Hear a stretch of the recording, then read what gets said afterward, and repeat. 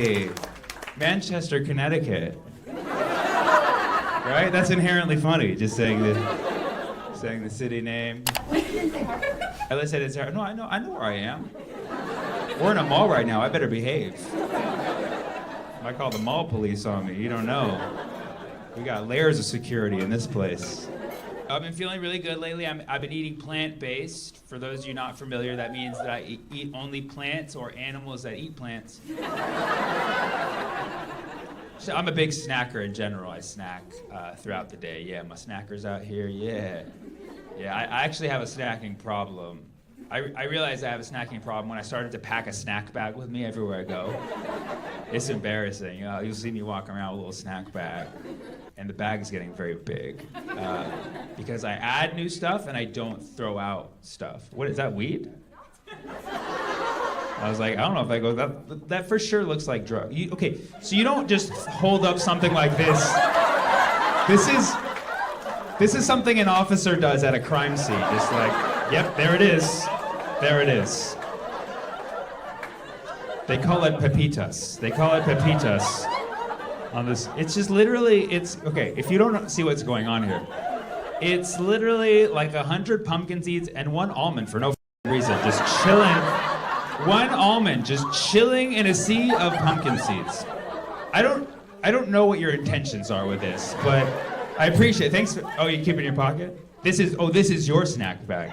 This is how I gotta roll. This is how I gotta start doing it like the 90s drug dealers did. I gotta start, yeah, my snack bag is way too big. So yeah, my snack bag's like 300 pounds. Because I add a lot of stuff to it, and I don't subtract, so the math ain't mathin', you know. Because I have a hard time throwing away things if they're not like done. I think that's like the trauma of brown parents, you know what I mean? Like you can't throw something away if there's like a little bit of crumbs in it, you know what I mean? So I keep looking at you. I looked at you once for the brown parents part. I only did one brown parents reference. I looked at you twice before and after I said brown parents. So I said, for the brown parents, and then I look back at you. And you look back at me as if you don't have brown parents. You liar, okay? Pull up a picture on your phone of your white parents and show me that I'm racist, okay? What are your parents' names? My parents aren't even supportive. They aren't supportive of it? But that's fine. It doesn't matter. They're Indian. Okay. Sorry? I know, I have Indian parents too. You didn't know that. Yeah, why did you look at me when I said my parents?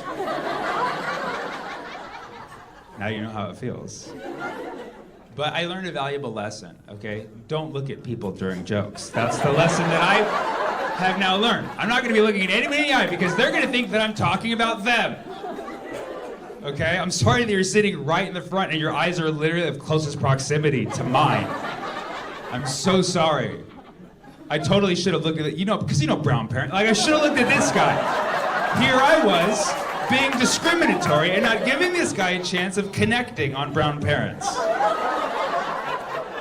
Man, did I ever think I was gonna learn this lesson in Manchester, Connecticut? Who would have thought that Manchester would have schooled me on discrimination?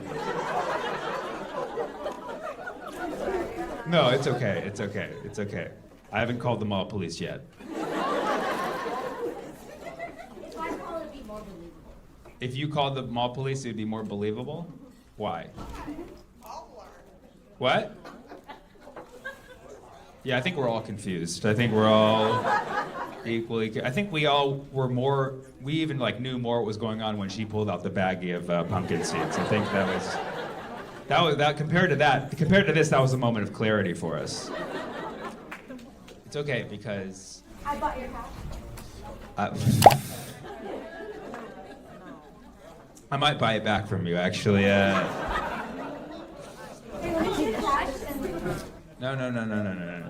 Let me give you a piece of advice. Okay. Yeah, let me give you a piece of advice. No, please don't. People in this room are very not happy with what's going on right now. And you didn't know that until they clapped. But I knew that because I'm from the future. I already foresee an instance where this just keeps going back and forth, and every time I'm trying to do a joke, you say something, and you're very supportive. Obviously, you're a fan, and you bought the Your Pal thing, but you also do have to understand at the live show, there's like a little bit of a barrier that needs to happen. You can't interrupt the jokes with your commentary. You know what I'm saying? Because how would I do a show if that was... Hell yeah! You didn't say any commentary until you said commentary. That's exactly, because remember I was like, because you know with brown parents and you're like, why'd you look at me when you had brown parents? I didn't say, hey, did you notice I'm looking at you when you have brown parents? You made the comment. So it was you. Let's just acknowledge that.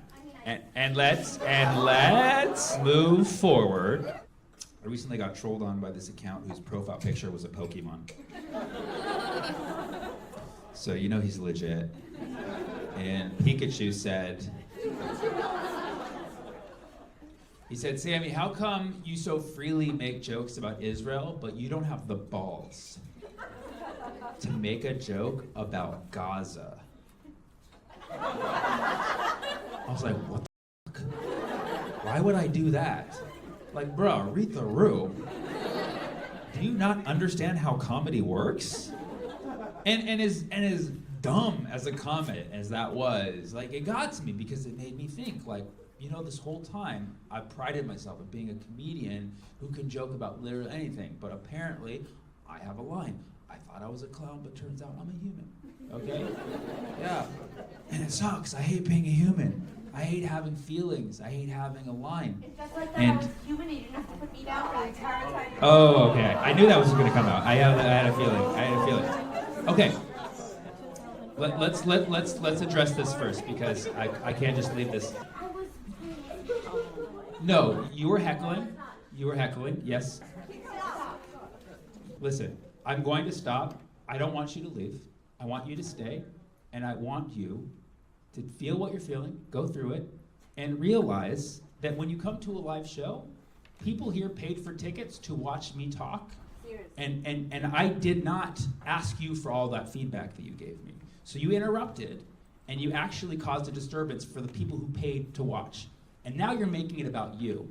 Think about that for a moment. And then politely stop and let me finish. Okay? There's people suffering more than you and I right now. We have trivial problems. My problem's I'm getting heckled at a comedy show. Yours is that you got shut down by a comedian because you were heckling, okay? There's much bigger problems in this world than that.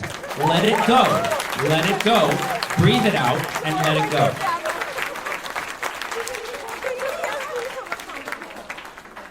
What's that? I'm an asshole. We love you anyway. Don't turn into a 40-year-old asshole. I've been an asshole my whole life, okay? You liked me, you were a fan of me, and then you came and tried to make the show about you. You're doing it right now. You're doing it right now. I just need you to realize it's not all about you right now. Good. I think, good. I thought you were an asshole besides the fact that you were Can we be done with this? out already. Here's Pikachu.